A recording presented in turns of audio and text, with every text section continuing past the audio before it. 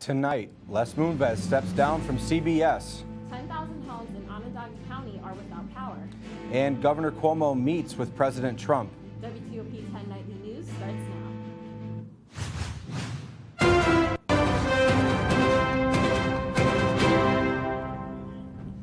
Good evening and welcome to WTOP 10 Nightly News. I'm Dan Corlett. And I'm Brianna Watson.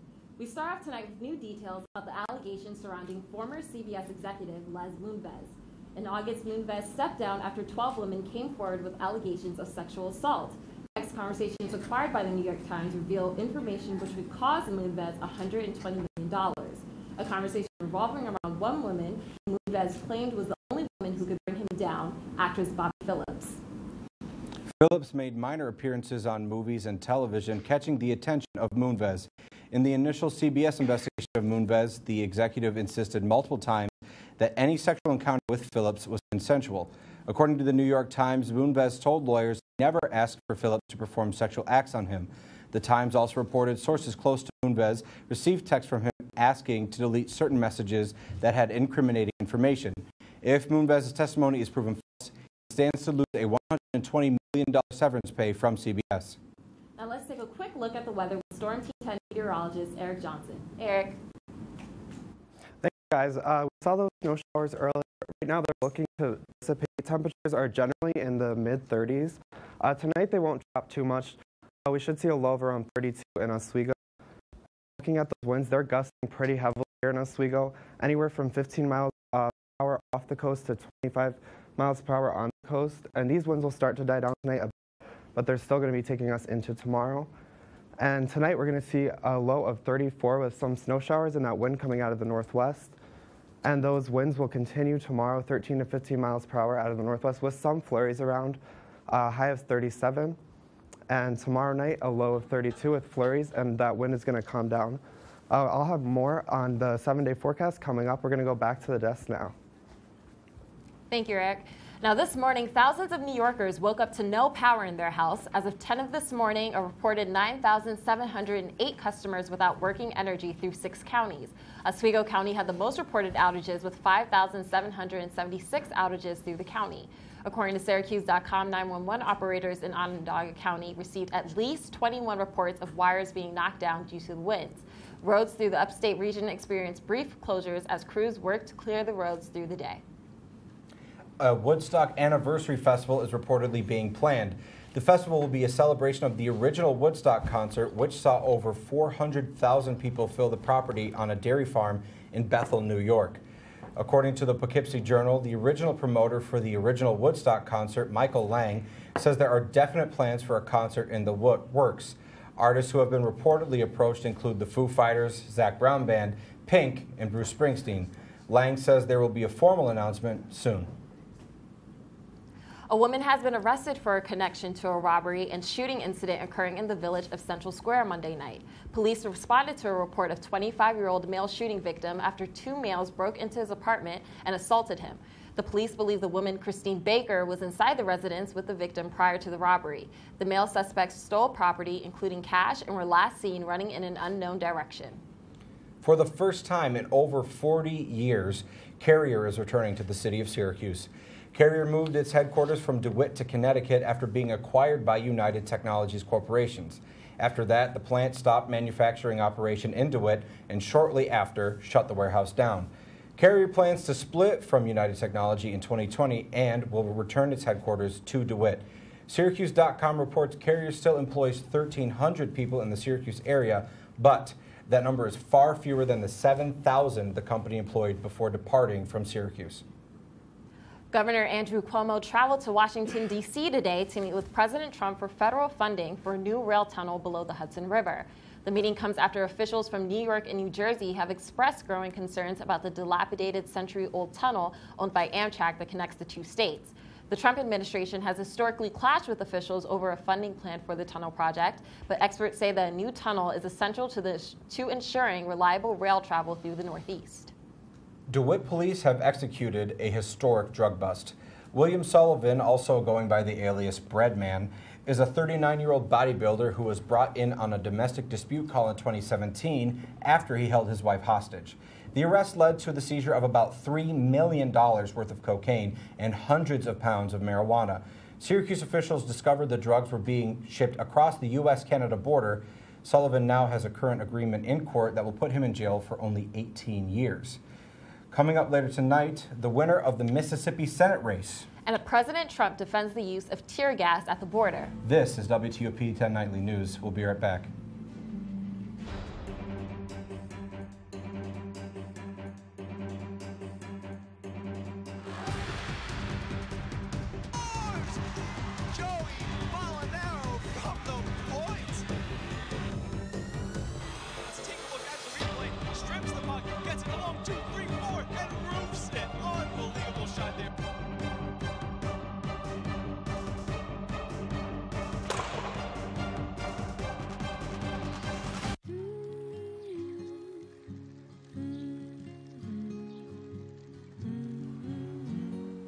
Things you've done with your bike, donating it to Goodwill may be the most incredible of all.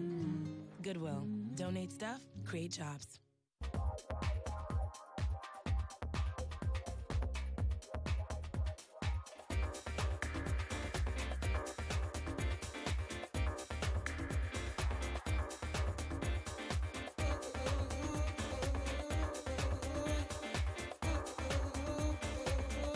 Want to know all the latest things pop culture? Tune in to Let's Talk About It every other Monday at 10 p.m. People think I'm trash, but they're wrong. Today I'm just an aluminum can, but one day I could be a stadium.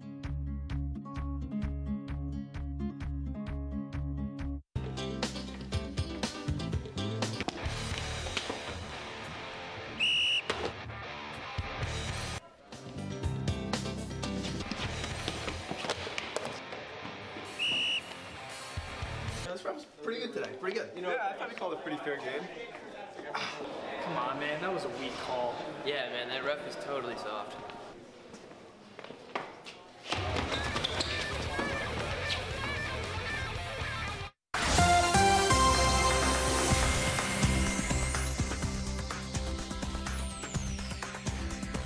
Welcome back. I'm Storm Team 10 meteorologist Eric Johnson.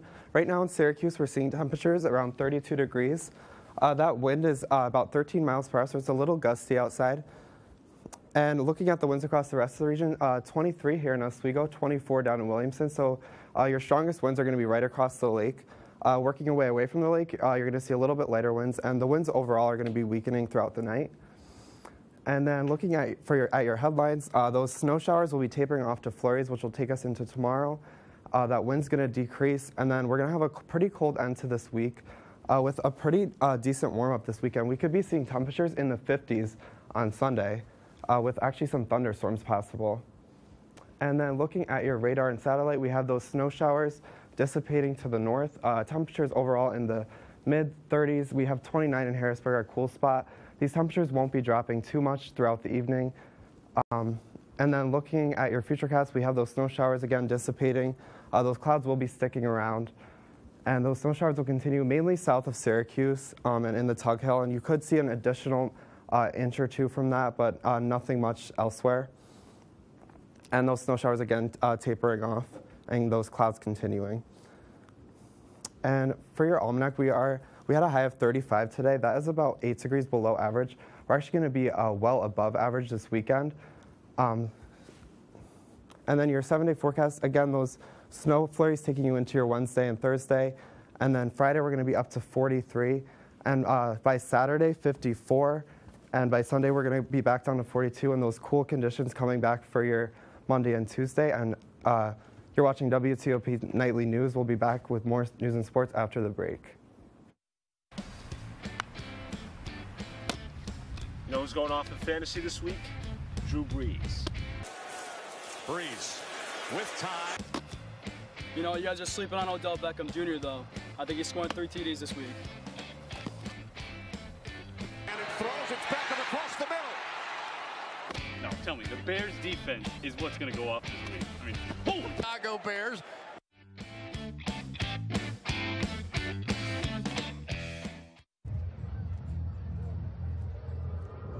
Looking for these?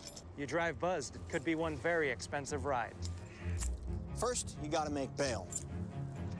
Then pay me to get your car back. Your insurance premiums will go through the roof. And my legal fees just keep adding up. All told, it could end up costing you $10,000. Buzzed, busted, and broke. Because buzz driving is drunk driving. As an American, it's hard to hear that we have a serious hunger issue in our country. And as a parent, it's even harder to hear that 1 in 5 of our kids struggles with hunger, especially when billions of pounds of good food are wasted every year. Feeding America is a nationwide network of food banks that helps provide billions of meals to families in need right in your community. Visit feedingamerica.org to support Feeding America and your local food bank. Together we can solve hunger. Together, we're Feeding America.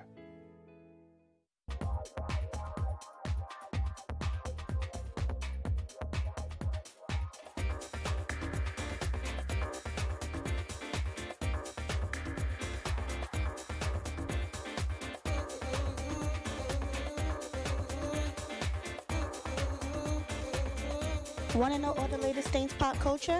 Tune in to Let's Talk About It every other Monday at 10 p.m. Welcome back to WTOP 10 Nightly News. The FBI found a body believed to be the 13-year-old Hania Aguilar, who went missing 3 weeks ago in Lumberton, North Carolina. The body was discovered 10 miles away from her mobile home in a body of water. Investigators have not released any information of how the body was found. Authorities do plan to use dental records to confirm the identification of the girl. A $30,000 reward has been offered for any information that can lead to the arrest. Lawmakers are working against the clock to fund several government agencies before it expires on December 7th. At the center of the fight, funding for President Trump's long-promised southern border wall. Omar Jimenez is in Washington with the latest on the funding fight. A little more than a week. That's all the time Congress has to avoid a potential government shutdown, and there's a big wall in the way. The wall. We want to finish the wall. We got to get funding from Congress. And in a new interview, President Trump tells Politico if Congress doesn't appropriate $5 billion for a border wall, he would totally be willing to shut down the government. House Republicans have passed a bill with $5 billion for the wall. We've seen what is happening along the southern border. I'm hopeful now that that changes and that we can solve this problem and make sure our borders are secure. And everybody realizes our immigration system is broken and that we can solve this problem once and for all. The Senate, on the other hand, needs Democratic support for the bill, and bipartisan negotiators have only agreed to $1.6 billion for any border wall, nowhere near the president's target.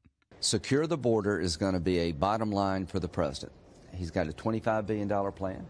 I don't think he expects to get $25 billion all at once.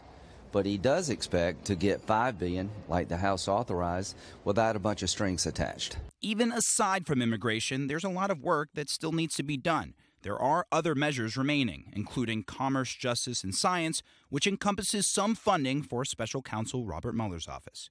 In Washington, I'm Omar Jimenez. According to Senate Minority Leader Chuck Schumer, the Democrats' demand of $1.6 billion for border security wall will remain unchanged. Mississippi has elected Republican Cindy Hyde-Smith to represent them in the Senate. Her win comes off the heels of outlash stemming from a public statement made on the campaign trail. When asked if she would attend a public hanging, the senator responded that she would, quote, be in the front row, unquote. Hyde's win gives the Republicans a 53 to 47 hold over the Senate. President Trump is strongly defending the use of tear gas at the Mexico border to prevent a group of migrants from entering the country. Trump says the women migrants are not parents, but are instead grabbers, stealing children so they can have a better chance of being granted asylum. Border Patrol agents have also launched pepper spray balls in addition to tear gas in what officials say were on-the-spot decisions made by agents. U.S. troops deployed to the border on Trump's orders were not involved in the operation. The Lion plane crash from November 6 stemmed from a faulty automatic piloting system. A report released today explains the aircraft's onboard system believed its nose was tilted too high up and brought the nose down towards the Earth multiple times. The report also shows the pilots of the flight corrected the automatic aircraft nose down notification 2 minutes before takeoff. CNN's aviation analyst David Susi says the issue they encountered was impossible to recover from. Ukraine and Russia's conflict has reached a new level, with Ukrainian President Petro Poroshenko threatening Russia following a maritime clash between the two countries over the weekend. The incident included 3 Ukrainian ships being taken in Russian custody. Both countries have a different account of what happened, but are accusing the other of violating the laws of the sea. Tensions have been rising between the two since the annexation of Crimea by Russia in 2014. Nearly 2 months after Jamal Khashoggi's murder, many questions remain, especially about Saudi Arabia's role in the journalist's death and what possible actions should be taken as a result. John Lorick reports. Controversy continues to swirl around last month's murder of Washington Post columnist Jamal Khashoggi. Critics of the White House say President Trump is dismissing Saudi Arabia's involvement in the killing. We have a president who is part of the cover-up as to what happened in that consulate or embassy when Mr. Khashoggi was murdered. More information is expected to be given to senators during a closed-door meeting Wednesday. Secretary of State Mike Pompeo and Defense Secretary James Mattis will be on hand. But this briefing is also drawing criticism because of who won't be there: CIA Director Gina Haspel. Her absence is obvious, and it's noted, and it raises a serious question as to whether this administration is giving us the whole truth. Sources say Haspel's department concluded earlier this month that Saudi Crown Prince Mohammed bin Salman ordered Khashoggi's death, but the president wasn't as certain. Maybe he did, maybe he didn't. Regardless, members of both parties believe action is needed against Saudi Arabia. I think almost no one believes we should completely and totally fracture our relationship with the Saudis. But yes, some kind of response is going to be appropriate, and we're going to continue to talk about that. I'm John Lawrence reporting. Come back on 3. Senate Foreign Relations Chairman Senator Bob Corker says Haspel should be part of the briefing because he feels Pompeo and Mattis won't be able to answer all of the questions concerning Khashoggi's death. Coming up in sports, Aaron Valentino, you're watching WTOP 10 Nightly News. Hey, President Stanley, whenever there's bad weather, who would you turn to? I'd turn to Storm Team 10. No, right but you've here. got to say it like this. Storm Team 10. Say it with me. Storm Team 10.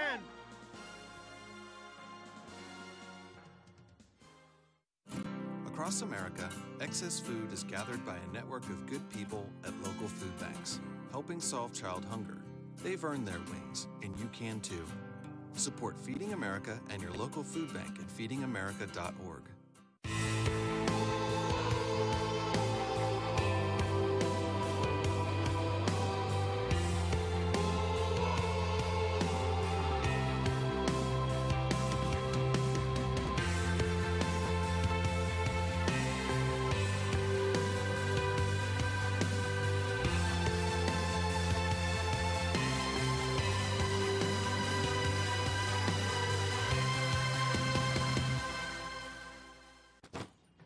Hart, what's going on? I'm leaving. Why? What did I do? Not enough. The pressure's too much. I quit. I get it. I can do better. Just please don't leave. Don't let your heart quit on you. Get your uncontrolled high blood pressure to a healthy range before it's too late. You taught him how to hit a baseball, how to hit a receiver, the strike zone, the net. You taught him how to hit the upper corner. You even taught him how to hit the open man. But how much time have you spent teaching him what not to hit?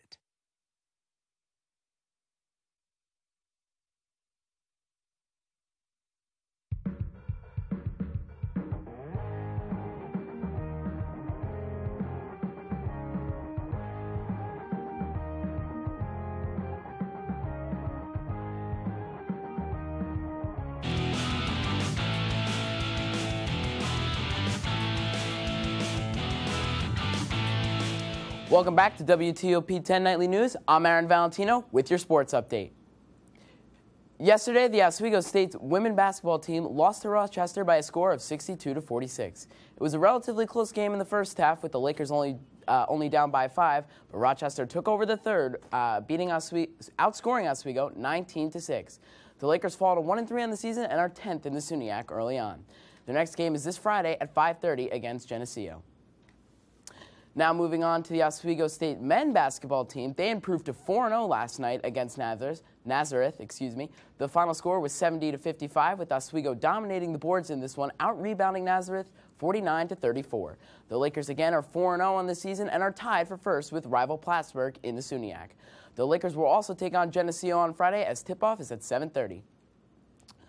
Moving on to hockey, the New York Rangers will take on the Ottawa Senators tomorrow night in their second matchup of the season. In what many have thought to be a rebuilding season for the Rangers, they've actually played really well. They sit at 13-10-2 on the season with 28 points and third in the Metropolitan Division.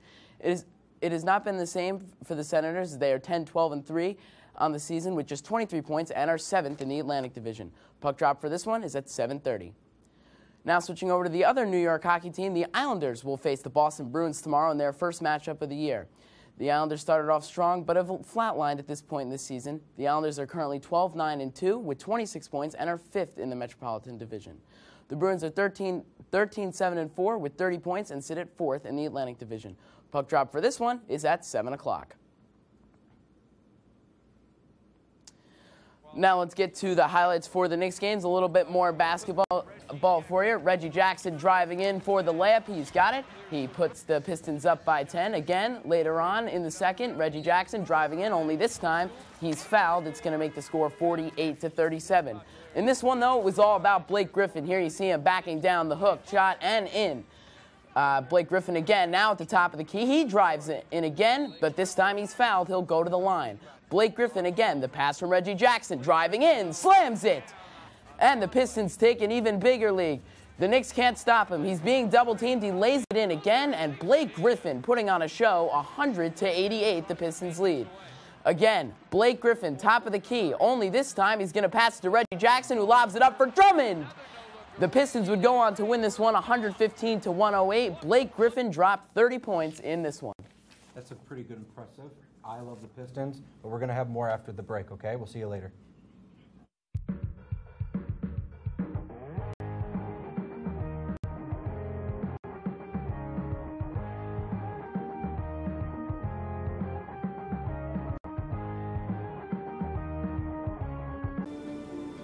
Guys, I don't feel so good.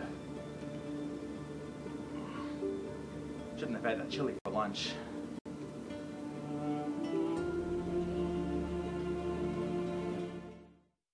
The inherent right to work is one of the elemental privileges of a free people.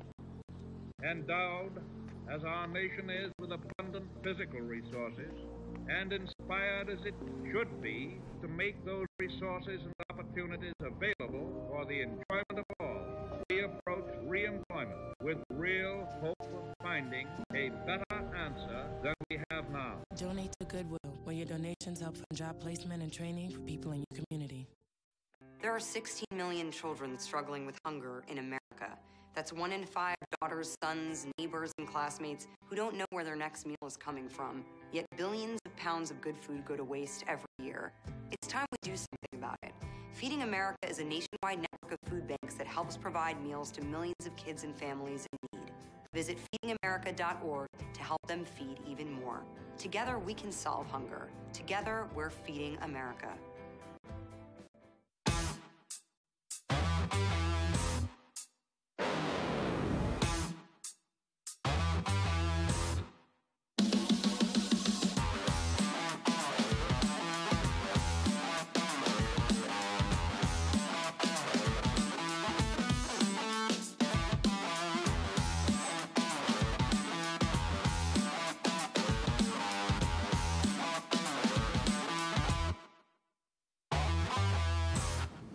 Thank you guys for coming back to WTOP.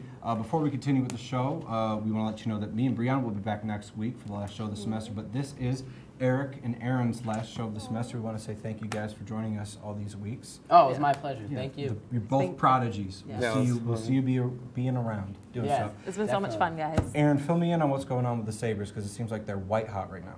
Yeah, in the Atlantic Division, who the Islanders are taking on the Bruins. The Atlantic Division, the Sabres are on a 10-game win streak. They're absolutely dominating play right now.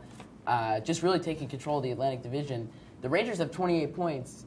They're in third in the Metropolitan Division. The Bruins are in fourth place, but they have 30 points. That Atlantic Division is just completely stacked all over the place. Yeah, it seems like the East Coast is really coming back to being the stronger half of the country of hockey, but it turns out the Jack Eichel pickup has been very, very valuable, real lucrative.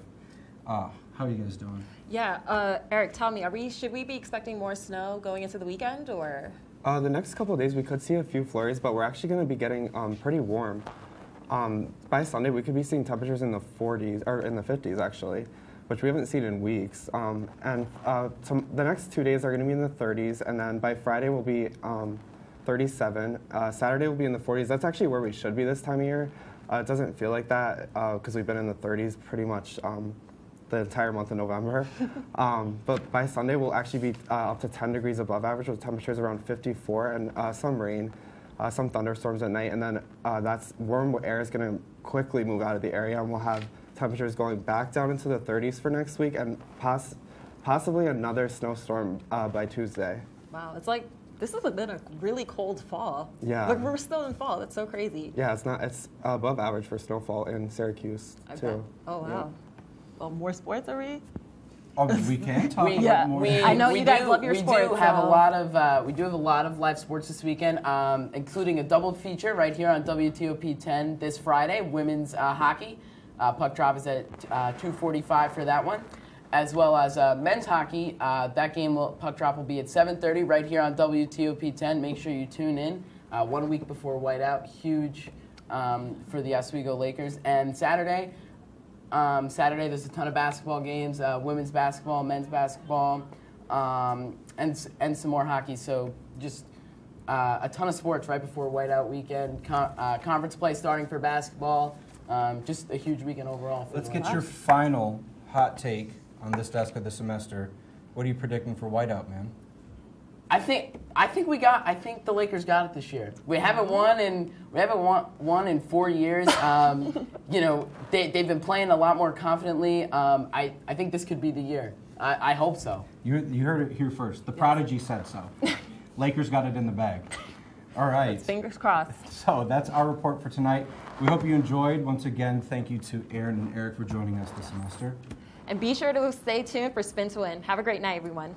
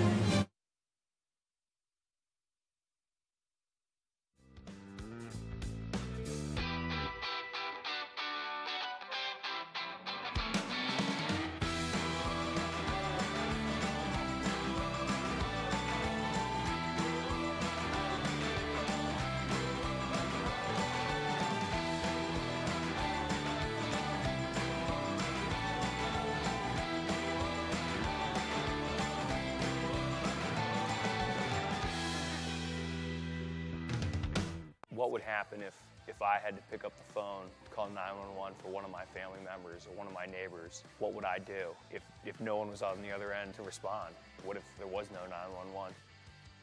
So you can be a part of the solution. Anybody can be a firefighter. Male, female, younger, older. We have school teachers. We have leaders in business. Is me, you, anyone that wants to be. There is no typical firefighter.